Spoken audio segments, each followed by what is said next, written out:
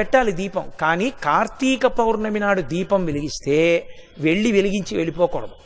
కొవ్వొత్తితో అస్సలు వెలిగించకూడదు దీపాన్ని. ఎందుకంటే అది చచ్చిపోయిన జంతువు యొక్క కొవ్వుతో తయారు చేయబడుతుంది. వెంటనే ఆ దీపం అపవిత్రం అవుతుంది.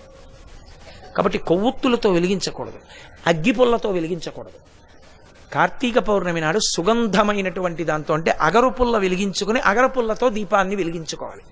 వెలిగించి వదిలేయకూడదు. దాంట్లోకి వెంటనే అక్షతలు తీసుకుని చేత్తో పట్టుకుని దామోదరమావాహయామి అని కానీ త్రయంబకమావాహయామి అని కానీ రెండు మాటలలో ఏదో ఒకటి చెప్పాలి. అంటే దామోదరుణ్ణి కానీ త్రయంబకుణ్ణి కానీ దీపం మీదకి ఆహ్వానం చెయ్యాలి. ఎక్కడైనా చెత్త ఉండిపోయినా కూడా రేపు లౌకికాగ్నితో వెలిగించకూడదు. ఈ ఆవాహన చేయబడిన దీపంతో వెలిగించి ఆ దీపం దగ్గర నిలబడి ఒక మాట చెప్పాలి అందరు. కీటాహ పతంగాహ